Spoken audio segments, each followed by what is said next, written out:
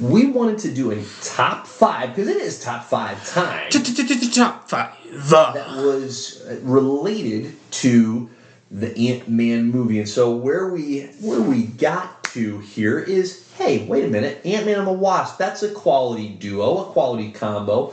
What are our top 5 combos of characters in the MCU? And again, bear in mind, these are our favorites. These don't have to be your favorites, but these are our top 5 character combos. Yeah, so if you don't like it, back off, dude. Come up with your own and let us know what it is, because maybe if you have something better than ours, we'll borrow it or use it. No, I don't want your seconds. Riley doesn't want it. I don't want your sloppies. I'm open to suggestions. Give me some better ones. Okay, Riles, on that note, you go first. Who is your number 5? Number 5. Yep. I have Loki. And Mobius. Not Loki and Thor. Loki and Mobius. Great pick. Because you gotta love yourself some Owen Wilson. You do. You really do. Wow. So that is my number 5 pick. Their back and forth banter is phenomenal, and I like that somebody has that much more control over Loki. Yeah. Compared to Thor, where Thor and him kind of have that brotherly back and forth, but I don't know. I think it pays off. Mobius is one up on him. I think it just pays off more with Mobius, you know? Okay. Good choice. Really good choice. My number 5 is Black Panther and Okoye. Okay. And I'm going to say Black Panther, whether it's T'Challa or Shuri. They both need their Okoye. She is one heck of a support for both of those individuals when they're wearing the Black Panther mantle. Exquisitely loyal. I mean, she sticks by these two through just absolute turmoil. And the work that Okoye does with the spear, give her the heart-shaped herb and let's see what she can do. She's got some skills. So Black Panther better off when he or she has Okoye by their side. That's my number 5. My number 4, Peter Parker, a.k.a. Spider-Man, and Ned Leeds.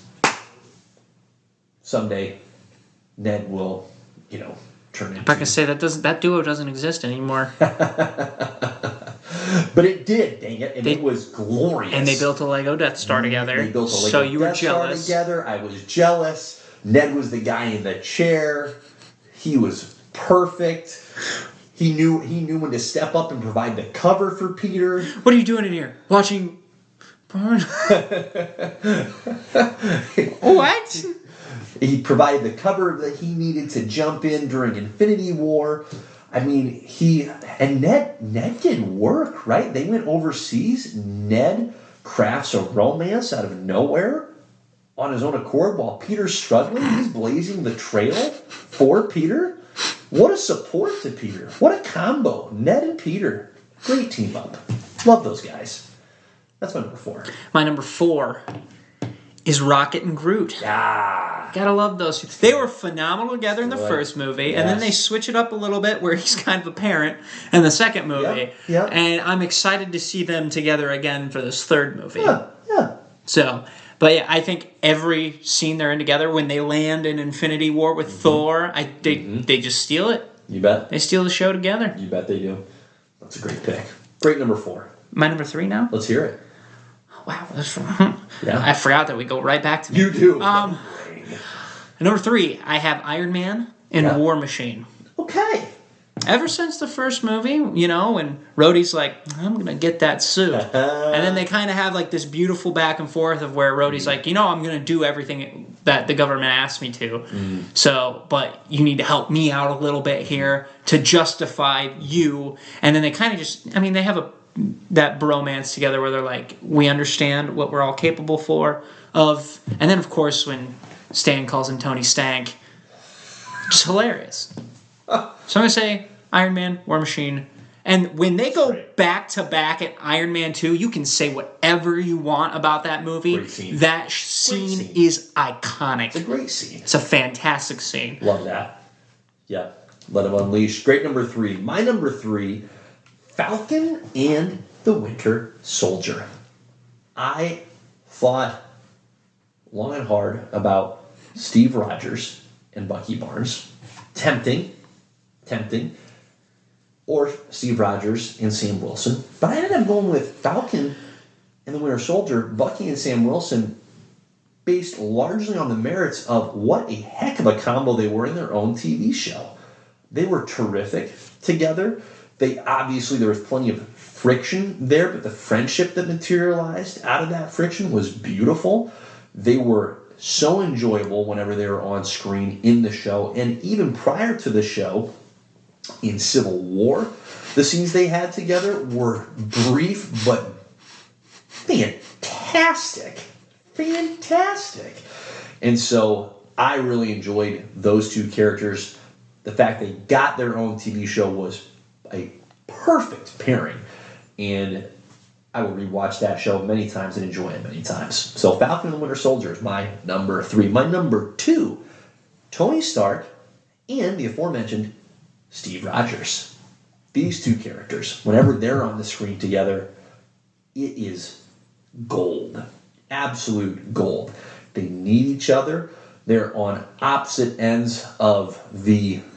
Steve's a very black and white guy. Tony's a gray is the only color. And so there is plenty of conflict between the two of them, but the amount that they end up complementing one another with their skill sets and their points of view. I mean, obviously there's plenty of, we talk about friction with Falcon and Winter Soldier. There is friction aplenty with Steve and with Tony. But when they find a way to make it work with each other, there's no more dynamic combo and frankly just enjoyable banter between the two of them from the time of the Avengers all the way through Endgame. Love those two together. Tony Stark, Steve Rogers, number 2. My number 2, Iron Man and Spider-Man. Yes. Yeah. So, in the comics, not the same kind of relationship, but in this, it really works well in the MCU. Yeah. You get to see Tony kind of take on that mentorship role, which you don't really see him take in any of the movies. Yep. Really, like that to that extent. And then obviously when they team up in Civil War, it's fantastic. Their dynamic in Homecoming, and then just to see in Far From Home, Far From Home, just the dealing with that loss. Yeah. And him not dealing, he wasn't the only one dealing with that loss either, but to just pretty much have this mantle thrown on him as being, you have to be the guy now. Yeah. Like their back and forth is hilarious. It's great. So, Iron Man and Spider-Man, number 2. Love it. All right, my man. Good number 2. Really good number 2. Who's your number 1? Falcon and the Winter Soldier. Yes! Yeah, that's my favorite combo in probably all the movies. They are hilarious together. Civil War, when they're fighting Spider-Man together, hilarious. When they're with they're in the backseat of the car, hilarious. And then in Falcon and the Winter Soldier, they have the switch around on that. Yeah, that's hilarious. And their fight against U.S. Agent is arguably one of the best hand-to-hand fights in the MCU. It is fantastic. They're both dealing with that pain of the mantle and loss of Steve in that fight. Yeah. And it's fantastic. It's great. They bring out the best in each other. Right, and just the character growth between the two of them, even in that show alone, is amazing. Yeah. So yeah. Yeah. Captain America in the world, or not Captain. Well, yeah, technically it is Captain America. Technically it is. That's where it is. Spoilies. It is Captain America and the Winter Soldier. We hope White Wolf eventually. Right. But that's my number 1. Glorious number 1. My number 1 is Thor and Loki. All right? From the time of even the first Thor movie, which is, it's not a great movie. It's okay. But it's not great. The dynamic between those two grows and survives the first Thor movie, gets better in the second Thor movie, obviously provides a tremendous amount of conflict in the original Avengers movie, but the banter that these two have in the third Thor movie, in Thor Ragnarok, is just incredible. They really felt like siblings in that movie. Oh, it's just... It's fantastic. They are constantly against each other, and I really enjoyed what they did in Thor: The Dark World. I thought that the amount of chemistry between those two was tremendous, even in that not great movie. Thought it was outstanding, and so it was fully fleshed out and realized in Thor: Ragnarok. That was absolutely incredible. So Thor and Loki for me is my number one. Just again, personal favorite. I think there are plenty of other character dynamics and relationships that, I shouldn't say plenty, a couple others that if I was going more of a overall impact in the MCU, I would choose this differently. But for me, Thor and Loki, when they're at their peak, that's my favorite to enjoy. I enjoy it a lot. I mean, even in like Avengers 2, it's just when they're not together, even it's just him telling him, "Oh, that was your brother who did that." And he's like, "Adopted." So that's a good choice. Yeah, thank you. So there you go. There's another classic. JP and the Beans top 5